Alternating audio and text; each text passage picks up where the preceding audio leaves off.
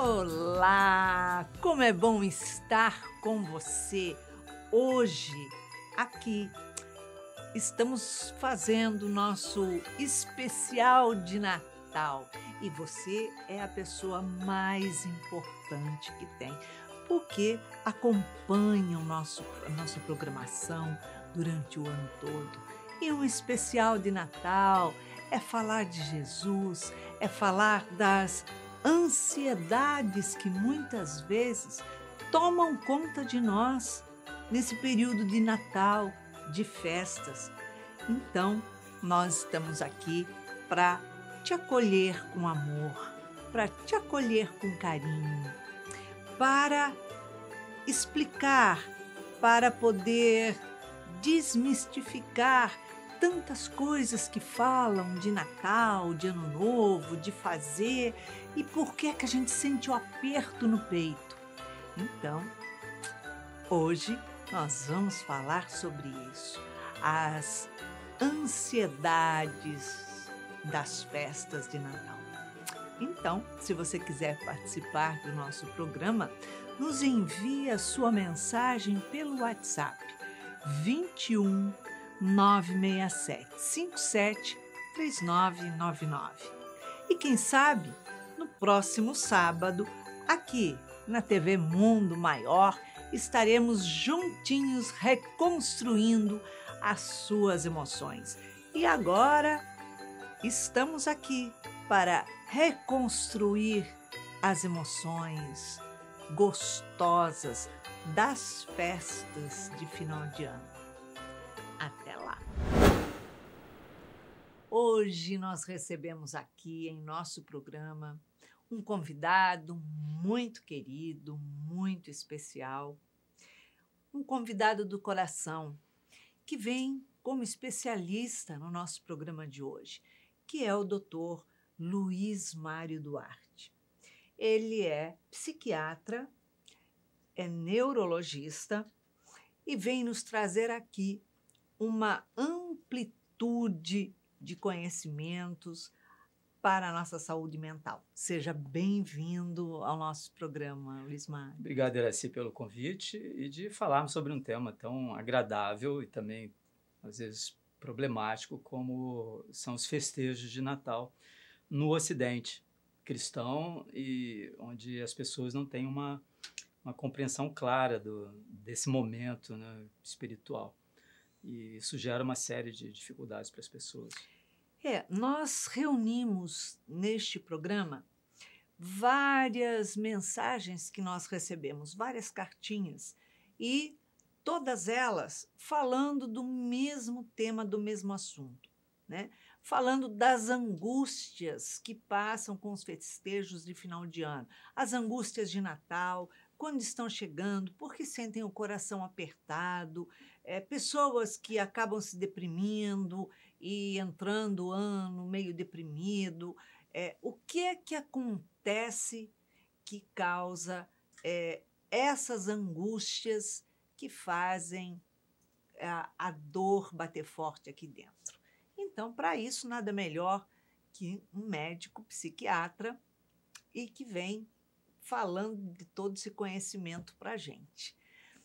Doutor Luiz Mário, as pessoas começam a se angustiar, logo vai começando dezembro, né? Começa a se angustiar, vai ficando desesperado, vai ficando não sei o quê, e aí fica naquela coisa de não vejo a hora que passe e que acabe. Como que é isso? O que acontece com essas pessoas? Acho que, em verdade, essa atitude, né, de sofrimento nasce de uma expectativa. Então, elas têm ideias sobre o Natal, né, o que deve acontecer numa noite de Natal. E as pessoas têm problemas o ano inteiro, né, problemas que não foram resolvidos, ou problemas que surgiram ao longo do ano. O Natal, ele tem uma especificidade, né, é o nascimento de Jesus. Na nossa sociedade ocidental, capitalista, né, o Natal assumiu uma característica peculiar, que é de São Nicolau, né, que é o Papai Noel. Então, de alguma forma, a cristandade, que sempre homenageou Jesus nessa época, transferiu, fez uma passagem de Jesus para uma questão de Papai Noel. Manteve a ideia sagrada do nascimento de Jesus, mas o que se tornou imediato para as pessoas, normalmente, é o encontro com a família, né? A ceia, é você ter alimentos de forma abundante para você celebrar o nascimento de Jesus. Todo nascimento de qualquer criança é uma coisa assim, que deve ser celebrada mesmo. Mas Jesus não é uma criança qualquer, né? Ele é o Salvador da humanidade. É uma alegria. Né? É uma alegria imensa. E diante dessa perspectiva de alegria, né, num Natal que tem um apelo comercial, as pessoas têm que comprar roupas, têm que comprar presentes, têm que saber quem convidar. Aí vão surgindo os problemas. Você tem dinheiro, não tem dinheiro? O que a pessoa espera ganhar? O que você espera dar? Você tem o recurso ou não para isso? Né, algum parente brigou com você? Né, você vai reunir ou não essa pessoa na ceia de Natal? Vai convidar ou não? Olha só a situação. Morreu alguém? Né, né, ou você está deprimido, ou você, né, tem algum problema e você não tem como viver a alegria que as pessoas normalmente vivem. Então, forma um contraste, né, na subjetividade do indivíduo entre aquilo que é uma celebração comunitária, coletiva, de alegria e felicidade, né, em contraste com o estado interno do indivíduo de preencher expectativas suas ou dos outros, ou de eliminar problemas que, né, a vinda de Jesus aparentemente não resolveu nada na vida dele. Não é isso? Com certeza. Agora, o fator comercial, porque hoje em dia o Natal se tornou na cabeça do mundo, dos povos, algo estritamente comercial, né? E mesmo para os cristãos, a gente sabe que tem aqueles que só pensam na comilança, bebelança, pronto, acabou, e troca de presente, que não deixa de ser uma coisa comercial. Isso é algo que estimula a ansiedade? Muito, muito, porque você vai receber pessoas, ou você vai à casa de pessoas, talvez você não seja convidado. Às vezes as pessoas exageram no álcool e uma festa que deveria ser de alegria se torna uma coisa conflituosa, né? Eu já vi isso acontecer, pessoas brigarem na noite de Natal, né? Mas todo esse apelo, toda essa confusão e ansiedade, elas, em verdade, assim, não deveria existir, porque a vinda do Senhor seria uma vinda de tranquilidade, de quietude, né? Ele vem na noite, né, numa manjedoura, numa caverna. Eles foram rejeitados pelo pessoal de Belém, né, da cidade, não havia mais lugares para hospedá-los. Eles têm que se virar não numa estalagem, mas num local onde você abriga os animais da noite. Então, há uma celebração, né? Anjos vêm visitar, pastores vão ver aquela luz feérica. Em verdade, existe uma alegria, mas existe uma quietude, não existe uma contemplação. O Natal deveria ser uma festa de contemplação, de introspecção, né, de busca do nascimento do Senhor dentro de nós mesmos. Né, e as questões culturais, comerciais, né, como as pessoas pensam, e você diz, deveria ser uma questão simplesmente secundária. Não, porque não é o presente que eles são símbolos do nosso amor, do nosso afeto. Não é? Jesus recebeu a visita, né, dos magos do Oriente, recebeu presentes. Sim.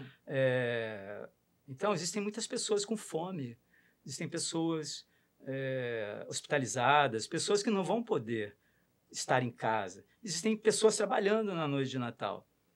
Então, é verdade. De plantão, cuidando, servindo, amparando outras pessoas, para que haja uma noite de Natal para algumas pessoas. E as pessoas que podem ter uma noite de Natal, imagina uma mesa vazia, uma mesa como, né, ou seja, tem a comunidade ali Rio das Pedras. Né? Provavelmente eles não vão ter, né, uma ceia, né, como as famílias que dão suporte. Né? Exatamente.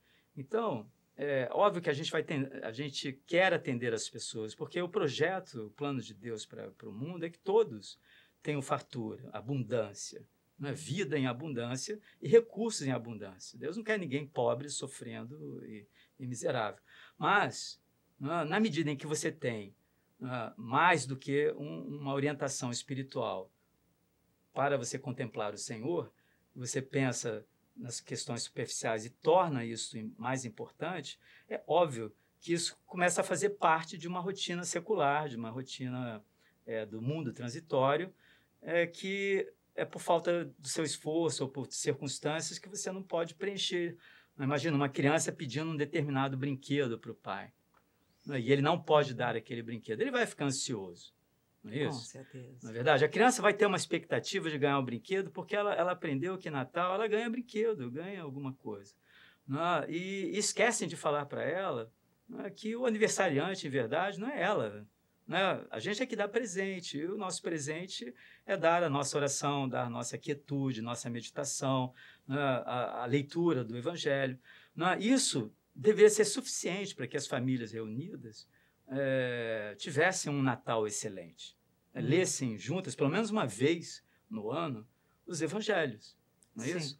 Então, mas é mais fácil você dar presente. Mas se você não tem o presente para dar, não tem o dinheiro para comprar o presente, e a expectativa do outro é o presente, não é o Cristo, porque não aprendeu dessa maneira, então nós temos essas angústias. Mas se o Natal é uma data festiva de amor, de conciliação, né, de união, e a família está desunida, as pessoas têm ódios ou malqueranças, ou têm ressentimentos e mágoas, né, o contraste fica muito evidente.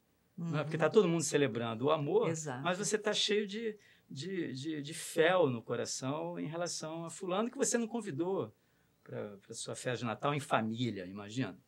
Né, e a pessoa que não foi, né, ela tá cheia não foi convidada, de ressentimento lá. Ela vai ter o ressentimento. Então, realmente, uma coisa que deveria, né, uma festa que é religiosa, que ganha um colorido secular, né, dentro de um contexto comercial, que é essa nossa cultura ocidental. Sim.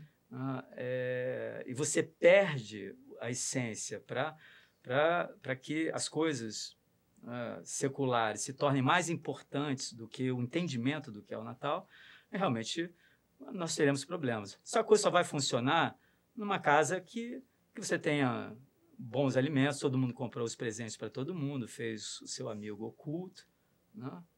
Não tem inimigo oculto. Né? Então, e é a única maneira de você garantir um Natal, assim, satisfatório. Todo mundo foi atendido em suas necessidades existenciais, momentâneas, de ganhar alguma coisa, né? De se sentir amado porque alguém deu alguma coisa ou ele foi lembrado, convidado.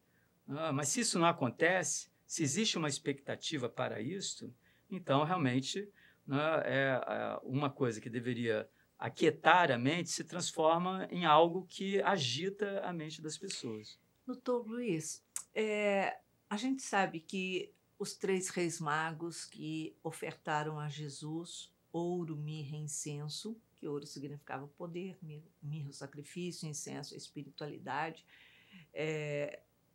o simbolismo daqueles presentes que eles levaram. Será que surgiu daí o presentear? Sim, é o que São Nicolau fazia, né? Ele, na noite de Natal, em homenagem, em lembrança dos reis magos, que vieram do Oriente seguindo a estrela, né, que nascia na noite dos homens, era o alvorecer da humanidade, do cumprimento das promessas, né, de Deus aos homens, né, de enviar um Salvador, enviar alguém que pudesse mostrar inequivocamente os céus. Né, ele próprio se reveste de um corpo para isso. Então, eles tinham essa esperança também. Então, eles vêm de longe para isso. E oferecem, se nasce uma criança, você oferece alguma coisa para a família, flores ou alguma coisa. Eles ofereceram os 3 símbolos, né, de reconhecimento, né, de um indivíduo que é um rei, que é um profeta, que é um sacerdote, não é verdade? Uhum. Porque ele enfecha todos esses papéis no mundo, como Salvador. Então, essa tradição está nos apócrifos, né? Tem um respingo dela nos evangelhos canônicos, e eles são detalhados nos apócrifos, mas é daí que vem a ideia de você presentear, né, as pessoas em nome de Jesus. Entendeu? A ideia seria reconhecer, né, que o outro, né, é um Cristo na sua vida, é uma pessoa que favorece a luz na sua vida. Né? Então, é um símbolo poderoso você presentear alguém no Natal. Né? Você está dizendo para ela que Jesus está manifestado nela, está nascendo nela, e que você reconhece isso e você presenteia a pessoa, não a pessoa sem o Cristo, mas o Cristo nessa pessoa. Então, o presente, em verdade, seria para Jesus mesmo. Né? Mas é difícil você presentear uma criança com um brinquedo alienante, não é verdade? Ou alguma coisa, uma futilidade para alguém. Porque eles oferecem coisas fundamentais para Jesus.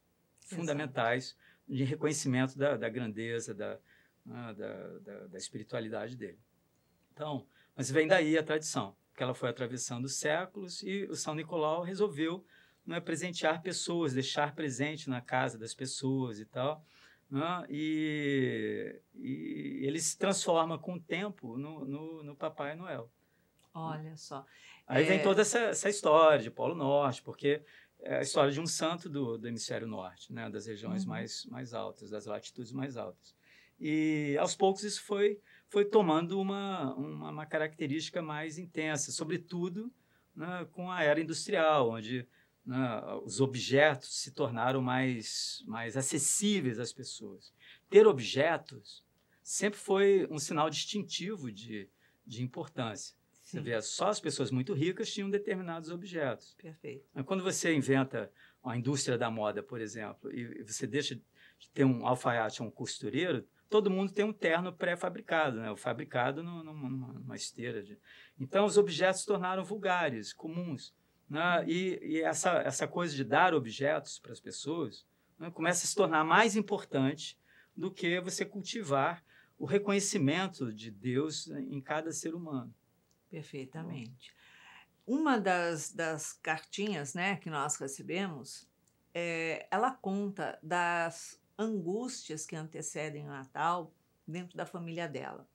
Ela fala que tem uma família de 5 pessoas, todos eles falam que quando vai chegando o Natal se sentem angustiados, e quando eles se encontram, né, a família na casa da mãe, Natal, começa um desentendimento, porque cada um fala alguma coisa, outro fala outra, de coisas que aconteceram no ano, e aquela angústia se estende.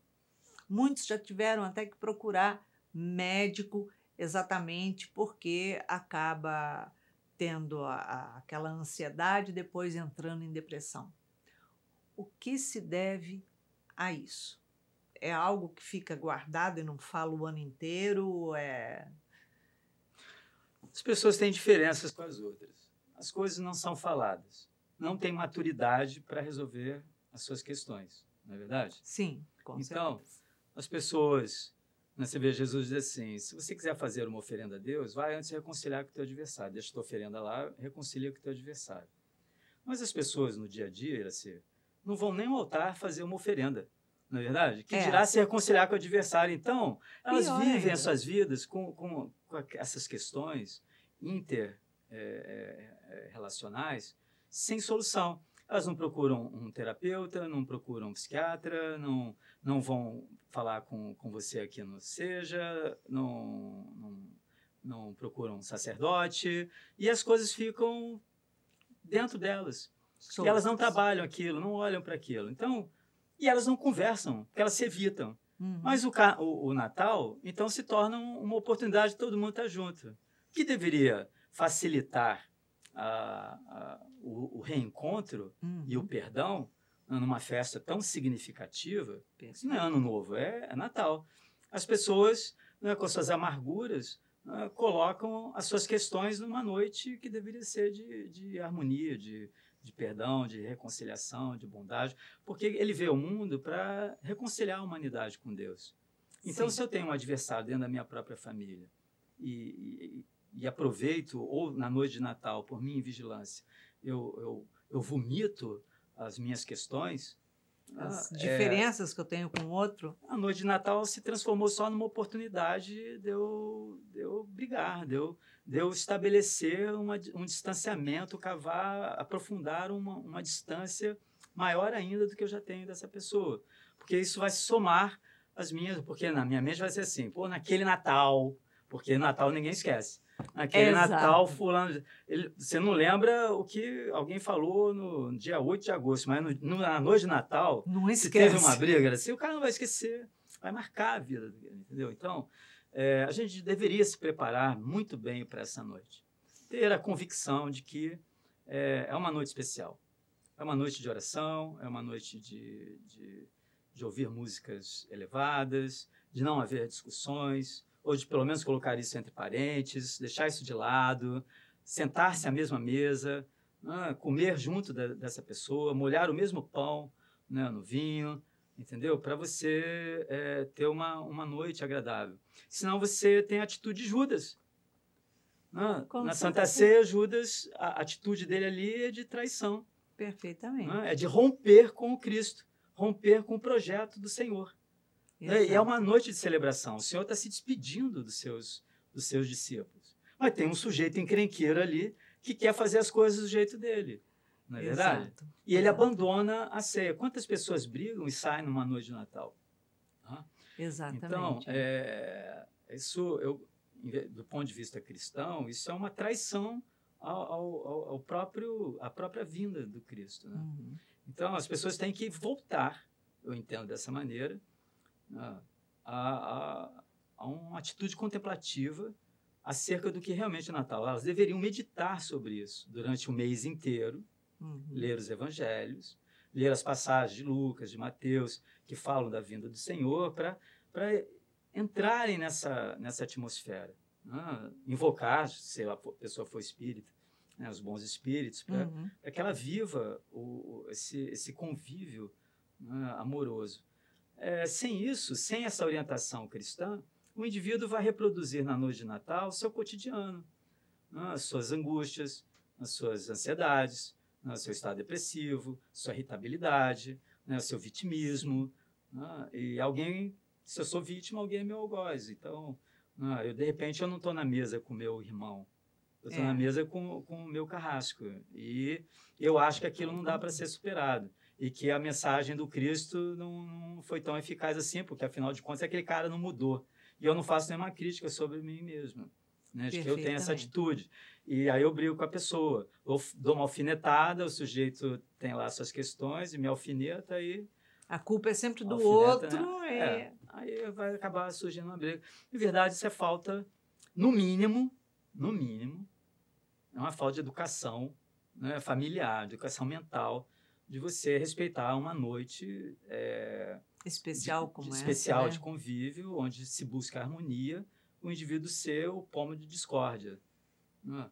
Acho que qualquer pessoa de bom senso, né, disciplinada, ou educada, ou civilizada, ela vai entender que aquilo, ela está convidada para uma festa de ternura, de amor familiar, né, ou entre amigos, irmãos, ainda que haja diferença, é o momento de você conviver com pessoas que são diferentes de você, que podem encontrar um caminho.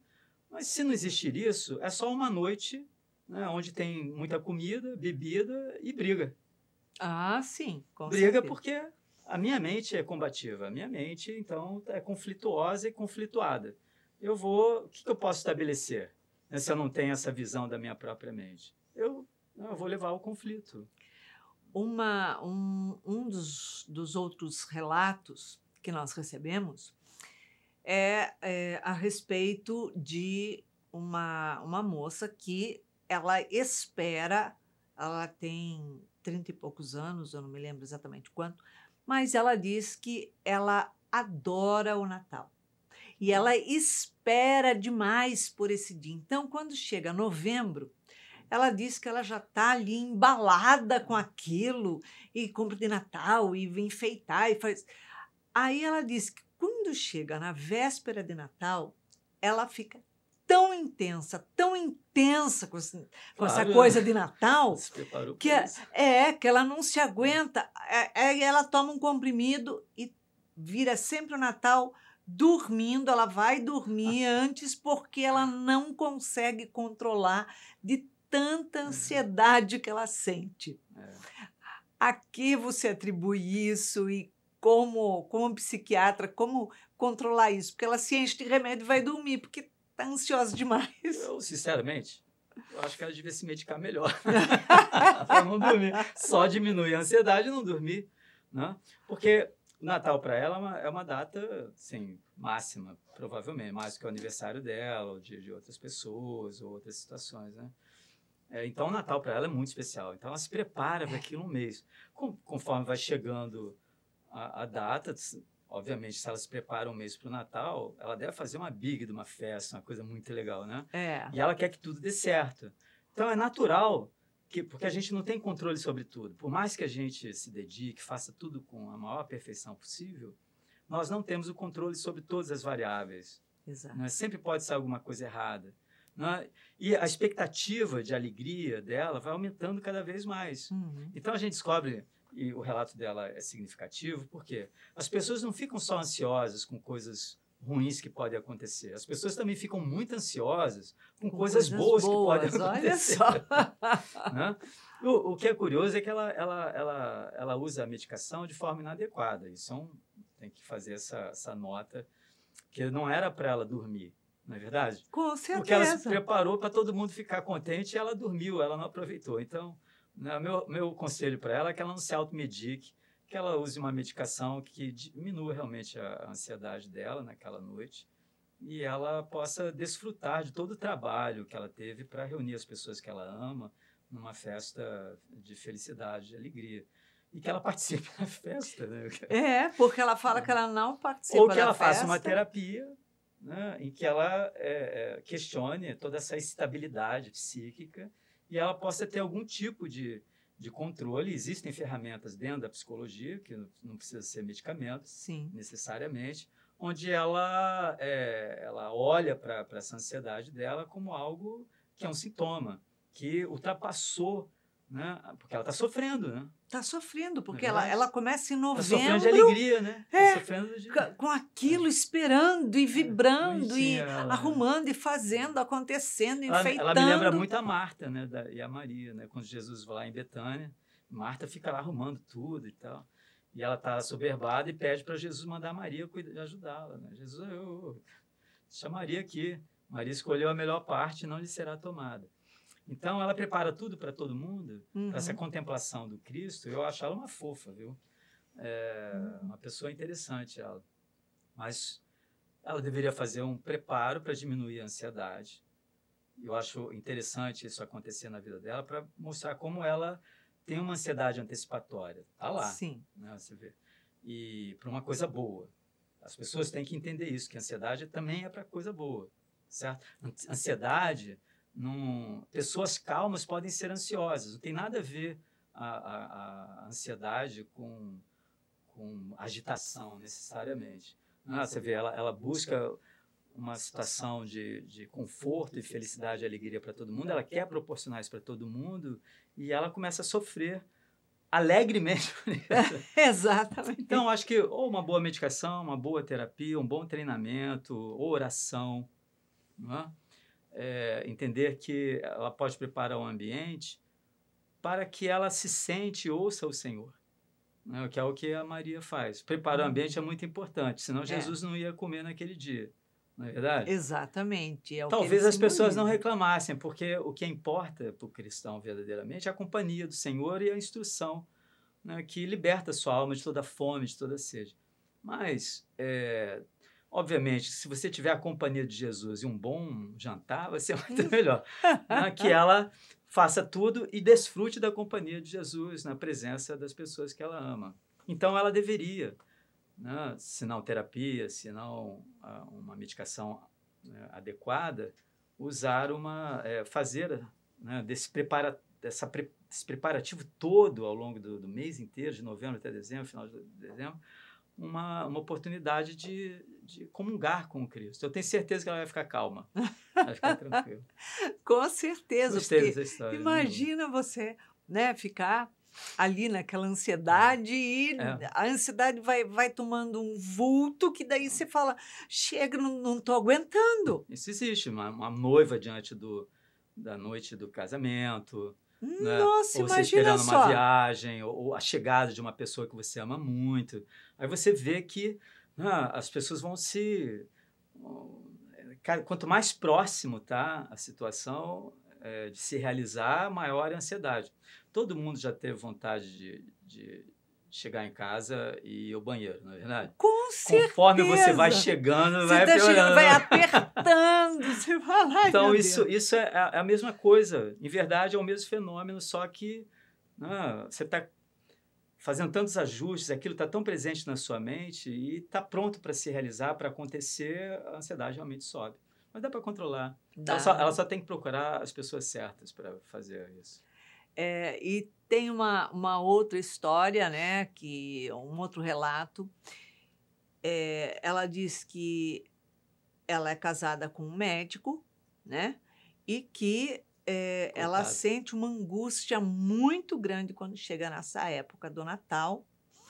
E, de uma certa forma, ela traumatizou ele, porque ele estava trabalhando, ele chegou em casa e que entrou pela porta da cozinha, exatamente a porta da cozinha, ela estava sentada no chão, com todas as facas que ela tinha em casa em volta dela, para se cortando ali,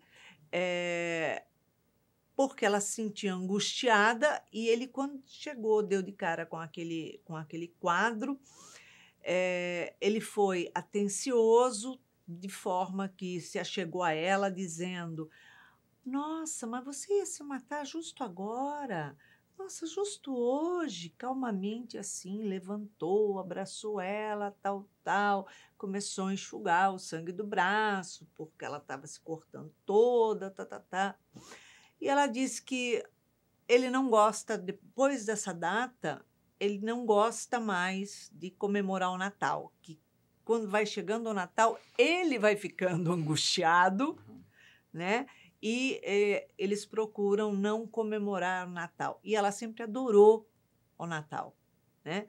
E depois dessa cena, dessa situação, ela diz que nunca mais passou por um episódio desse, mas que era uma ansiedade que ela tinha tão grande, que ela falou que ao cortar o braço, ela não sentia dor, ela não sentia nada, porque ela era uma forma que ela tinha, acho que, de sentir, de cortar a dor lá de dentro. Como é que você, doutor, traz um quadro desse para a gente? A minha abordagem é psiquiátrica. Sim. Então, eu tenho uma visão biológica dessas questões. Um psicólogo, ele pode ter essa interpretação, né, dela ter uma dor interna você produz uma dor externa. As pessoas que fazem isso, a gente tem estudado esse fenômeno, que é um fenômeno para-suicida, a pessoa não quer se matar, né? Apesar das facas ali e tal. Se ela quisesse se matar, ela teria feito, como o marido estava fora, trabalhando, ela teria arrumado um meio eficiente, inclusive a faca seria um meio para isso, né? Mas ela não fez, ela se fatiou, ela se cortou, ela se autolesionou sem risco de morte. A gente sabe que as pessoas que fazem isso, em verdade, quando você produz dor no corpo, né, quando o corpo é ferido, ele se defende da dor. Ele libera no cérebro beta-endorfinas. Ele libera analgésicos nossos. São opioides que nós temos no cérebro. É uma defesa do... Imagina, você é um soldado, você está em batalha, você se feriu, se machucou, entendeu? Mas a sua vida depende de você continuar em batalha. Então, você tem que suprimir aquela dor, não é verdade? Certo. Então, as beta-endorfinas, os opioides endógenos, que são 8 vezes mais poderosos do que os opioides externos, né? É muito eficiente para tirar a percepção da dor. Sim. Entendeu? Porque ela não elimina a dor, ele não é um analgésico local. Ele modula a percepção do indivíduo da dor. Por isso que ela não sentia mais dor. Então, quando você corta, e as pessoas acabam descobrindo isso porque leem na internet, alguém diz que, o sujeito experimenta e funciona. Aí o que a pessoa faz? Ela tem um péssimo hábito, né, um comportamento muito perigoso, né, de se machucar. Liberou a endorfina, né, você toma um analgésico para o dente, né, e eles funcionam para a mente. Pouco, porque ele não é opioide. Mas se você tomar um opioide, né, o seu desconforto emocional melhora muito. Por isso que as pessoas ficam viciadas em opioides. É uma epidemia nos Estados Unidos por causa disso. Então, Poxa. essas autolesões, Juraci, elas acabam gerando uma resposta do sistema de recompensa do cérebro e é analgésico do cérebro. Então, diminui a dor física e a dor emocional. Então, o sujeito se acalma, sabe? Mas isso é provisório, porque os problemas continuam, ele não mudou a mente dele, ele só fez uma intervenção danosa ao seu próprio corpo que gerou algum tipo de conforto psíquico. Qual é a postura? Então, alguma coisa aconteceu para essa moça fazer isso. Eu não acredito. A noite de Natal, tem muita gente que se mata na noite de Natal, viu? Para poder marcar para a família. Jesus amado. Tem gente que escolhe a noite de Natal porque todo mundo vai estar no Natal e todo mundo vai lembrar que no Natal fulano se matou. Viu? Caramba. Isso existe. Na literatura médica a gente vê isso. É uma maneira da pessoa que não se sentia vista, olhada, confortada, acolhida, dizer para as pessoas, olha, né, doravante, todos os natais de vocês vão ter que lembrar de mim, porque eu vou me matar na noite de Natal. Eu me matei na noite de Natal. É um presente que a pessoa dá para o outro. Se mata no aniversário da pessoa, entendeu? Do marido, né, tem alguma data especial. Isso acontece. Então, esse médico, ele não consegue mais porque ele tem um problema psiquiátrico, viu? Ele tem estresse pós-traumático. Ele ficou tão chocado de ver a pessoa que ele ama sentada no chão, cercada de facas, ensanguentada e machucada. Você vê, a noite de Natal dele foi essa surpresa, ele teve que ou suturar, ou levar, ou acolher. Não foi mais uma noite tranquila para ele. Na verdade, foi uma noite de socorrer um indivíduo que tinha algum tipo foi um choque, né? de comportamento, no mínimo, para suicida. Então, naquele momento, ela precisava de ajuda psiquiátrica e psicoterapêutica, e aquilo gravou tão profundamente nele que o cérebro dele associou o Natal àquela situação altamente desconfortável para ele. Okay? E essa memória gerou um aspecto emocional nele, uma memória emocional nele, em que Natal é igual ao sofrimento que ele teve vendo a esposa naquela situação. Então, o cérebro dele recusa o Natal, não vem nenhuma experiência de prazer, mesmo ele tendo tido, quando criança ou adolescente, não é verdade? Aquilo modelou a mente dele. Ele precisa de tratamento. Ou seja, o problema não é ele não superou. Não é ela que ela não é. causa. A mente dele está alterada. Que está... A gente chama isso, na psiquiatria, de estresse pós-traumático. É a mesma coisa com assalto, com uma guerra, com um acidente, entendeu? Ele vivenciou uma experiência radical, intensa, né, de pouco tempo, mas de alta intensidade de sofrimento. Aquilo marcou o cérebro dele e ele, como era Natal, ele ligou a festa de Natal e toda vez que vai chegando o Natal, aquela atividade minêmica, aquele circuito neural dele é reativado e ele recusa o Natal. Ele precisa de tratamento. E esse estresse que ele tem, provavelmente é algo que ocorre o ano todo ou somente nessa época? Época, o estresse pós-traumático, o estresse volta, os sintomas de ansiedade voltam quando ele tem uma pista, né, do que correlaciona o presente com o evento nefasto no passado. Então, se eu fui assaltado por motoqueiros, 2 motoqueiros, entendeu? Toda vez que eu estiver no trânsito, eu estou bem, mas quando eu vejo dois motoqueiros, um motoqueiro com um garupa, o que meu cérebro me lembra? Já Que eu vou ser funciona. assaltado. Então, todo o meu estado emocional de sofrimento, de alerta, de ansiedade, o medo que eu senti de ser alvejado e tal, volta. Entendeu? Eu entro num estado de alerta para me proteger da situação. É uma revivência. Entendeu? E o fato dele, quando ele se deparou com a cena, com o quadro, ele foi muito calmo, acolheu ela Fez com tudo docilidade, com tudo. Mas, quer dizer, foi um freio que ele foi. usou. Ele foi amoroso, esposo e profissional. Ok? Ele deu conta. Ele amparou, acolheu, amou, protegeu. Né? Tanto é que ela está viva. E o casamento está mantido. Sim. Né?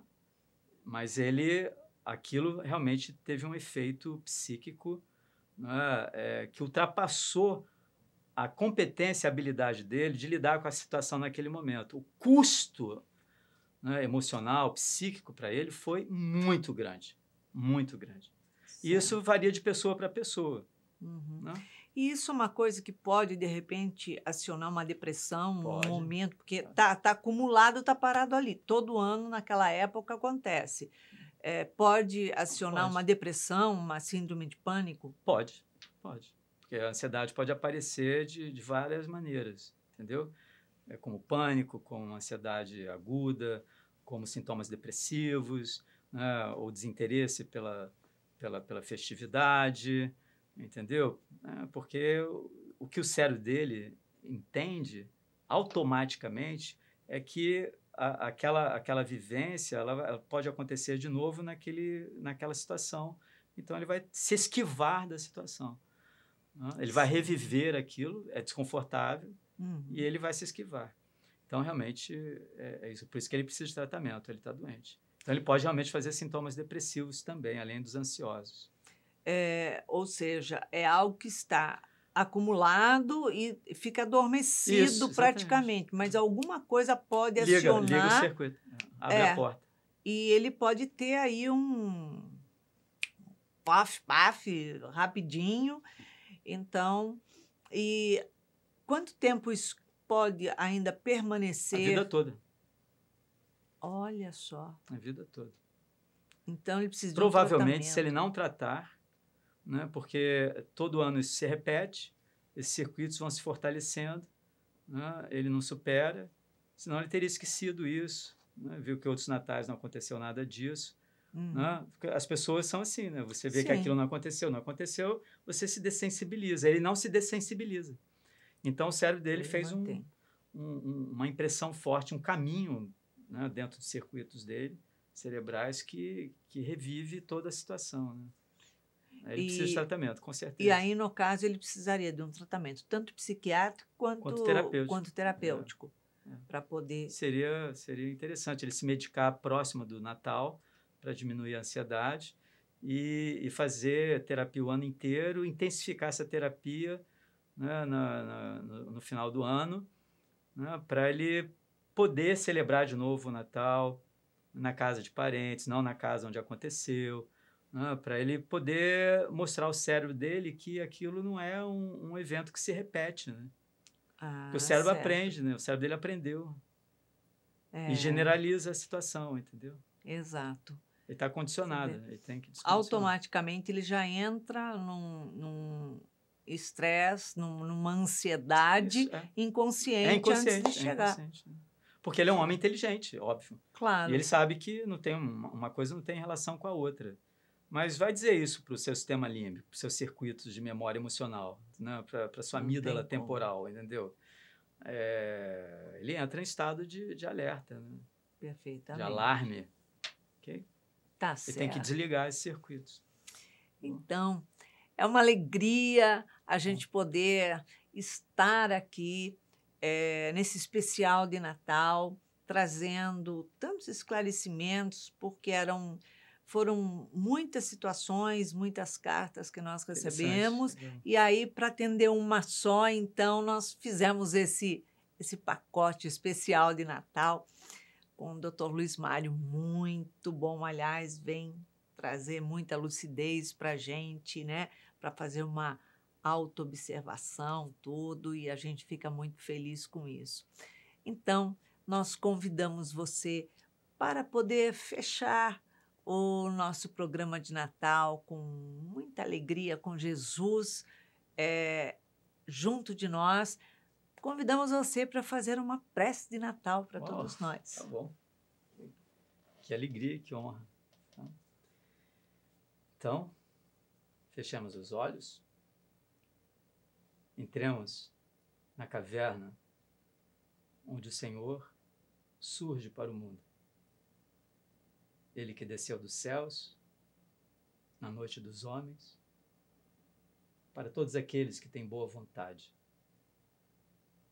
de encontrar um caminho para a luz, para a felicidade. Ele se fez homem, se fez menino, frágil, pobre, deslocado da sociedade, mas amparado pelo amor dos animais, pela contemplação dos pastores e pela presença de homens que ansiavam pela sua presença no mundo, tão aguardada e esperada. Nós, Senhor, também te aguardamos em nós. Estamos no mundo porque tu nos deste ao mundo, nos revestiste de um corpo para te contemplar também na manjedoura, com os mesmos olhos de Maria, com o mesmo afeto de José, com o mesmo serviço de todos aqueles seres que te recebiam e com sua respiração te aqueciam. Nós, Senhor, te reverenciamos, nos prostramos diante de ti. Tu que és o Rei, tu que és o Senhor do cosmos, Senhor de nossas vidas. Nós te buscamos, nós estamos perdidos e queremos ser encontrados pelo teu amor, pela tua mão forte. Socorra-nos, ampara-nos, conduza-nos para o teu reino. Tu que viestes do céu para nos levar para a tua morada. O nosso Natal é o teu nascimento em nós. É o desaparecimento de tudo aquilo que nos afasta e nos distingue de ti.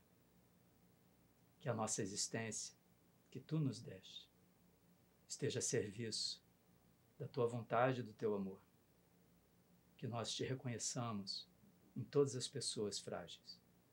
Que todas as pessoas sejam amadas por nós, acolhidas, vistas e ouvidas e sustentadas, como tu o fazias na terra. Somos teus discípulos.